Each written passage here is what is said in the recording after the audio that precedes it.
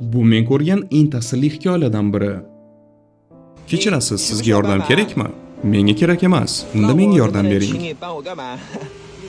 Nima bo'ldi? Hamyonimni uyda unutib qoldiribman. Uyga yetib olishim kerak. Qaytib kelganimdan keyin pulingizni albatta qaytaraman. Xavotir olmang. Menga ham odamlar yordam beradi. Xudo mendan oyoqlarimni oldi, lekin evaziga juda ko'p yaxshi insonlarni yubordi. Rahmat, pulingizni qaytarib oling. Shunchaki siz bilan gaplashkim kelgandi. Men sizdagi hamma mangollaringizni sotib olaman. Siz menga achinayotganingiz uchun qilyapsizmi? Menga achinishlarni yoqtirmayman.